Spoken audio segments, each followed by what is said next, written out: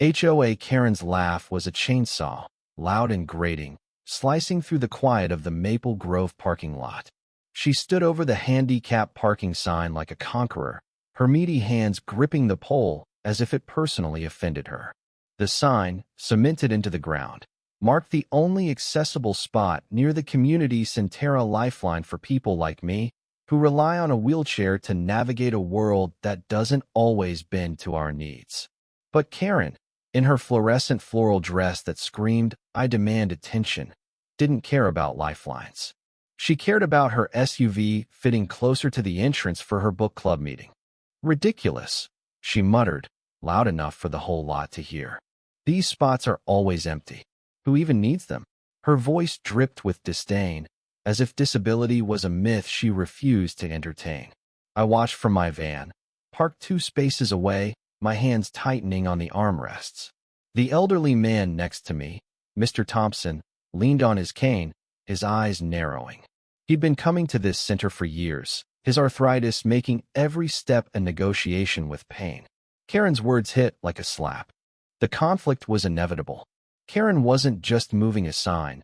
She was declaring war on decency. She'd been the HOA president for 3 years, ruling our quiet suburb like a petty dictator. Complaints about unsightly ramps, fines for non-compliant mailboxes, and her favorite, policing handicap parking like it was her personal crusade. Last month, she'd left a note on my van. "Park elsewhere. You don't look that disabled." I'd crumpled it, my blood boiling. But today was different. Today, she'd crossed a line that wasn't just moral, it was legal. Karen tugged at the sign, her face red from effort. She'd brought a wrench, clearly prepared to dismantle what she couldn't bully into submission. "This is my lot," she huffed, as if her HOA title gave her divine right over public property. Mr. Thompson shuffled forward, his voice shaky but firm. "You can't do that, Karen. That's federal property." She spun around, her jowls quivering with indignation. "Mind your business, old man," she snapped. "This doesn't concern you." I couldn't stay silent anymore. I rolled down my window, my voice cutting through the evening air. "It concerns all of us, Karen. That sign's there for a reason." Her eyes locked onto mine, and for a moment, I saw the flicker of someone who knew they were wrong but was too stubborn to back down. "Oh, please," she sneered. "You're just lazy. I'm doing everyone a favor." The audacity of it calling me lazy while I navigated a world built for people who walk lit a fire in my chest. The young woman in the wheelchair, Sarah, who'd just arrived for her art class, rolled up beside me. Her face was pale, but her eyes burned with the same anger I felt. "You're breaking the law," she said, her voice steady despite the tremor in her hands. Karen laughed again, that awful, grating sound. "Law? I make the rules here. You'll thank me when you don't have to park a mile away." She gave the sign another yank, and it wobbled, the bolts loosening. That's when Officer Daniels appeared. He'd been patrolling nearby, probably alerted by another resident tired of Karen's tyranny. His cruiser rolled into the lot, lights flashing but silent, like a predator stalking prey. Karen didn't notice him at first, too absorbed in her victory over the sign. Daniels stepped out, his face a mask of professional calm, but his eyes were sharp. "Ma'am," he said, his voice low and commanding. "Step away from the sign." Karen froze, the wrench slipping from her hand with a clatter. For the first time, her smugness faltered. This is HOA property," she stammered, her voice climbing an octave. "I'm in charge here." Daniels didn't blink. "That sign is federal property, ma'am. Tampering with it is a felony." The word felony hit her like a brick. Her mouth opened, then closed, her usual bluster deflated. Mr. Thompson spoke up, his voice stronger now. "She's been harassing people for years, officer. This isn't the first time." Sarah nodded, her hands gripping her wheels. "She told me last week I didn't deserve a permit because I'm young." My own anger bubbled over. "She left a note on my van, saying I don't look disabled. She's been targeting us because she thinks we're weak." Daniels listened, his jaw tightening. He turned to Karen, who was now sweating, her hands fluttering like trapped birds. "Is that true, ma'am?" he asked. Karen's eyes darted around. searching for an escape that didn't exist. "They're exaggerating," she sputtered. "I was just reorganizing the lot. For efficiency."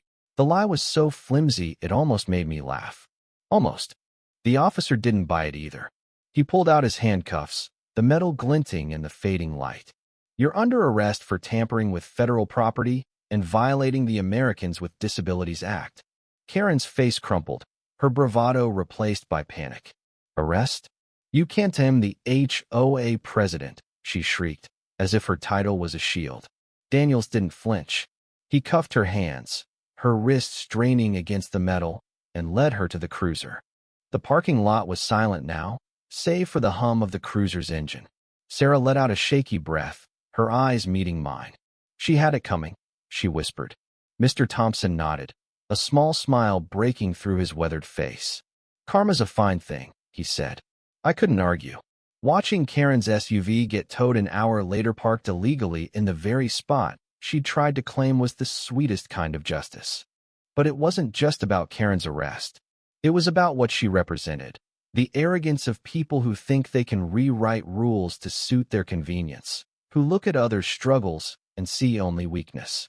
For years, she'd bullied our community, hiding behind her HOA clipboard like it was a scepter.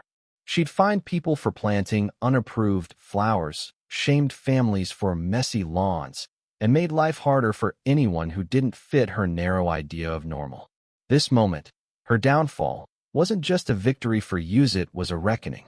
As Daniels drove off with Karen in the back, her head bowed, I thought about the sign. It wasn't just a piece of metal.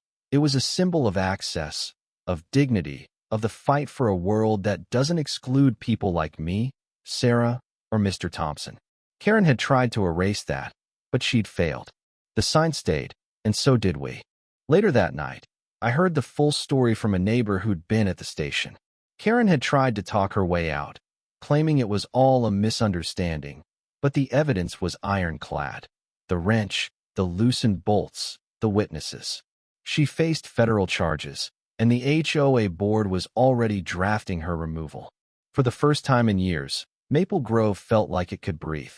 Sarah and I met up at the community center the next week.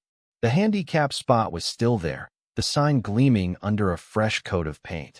We didn't talk about Karen much. We didn't need to. Her absence was enough. Instead, we talked about Sarah's art, Mr. Thompson's stories, and the small ways we could make our community better. It wasn't perfect, but it was ours. And that was enough. The end.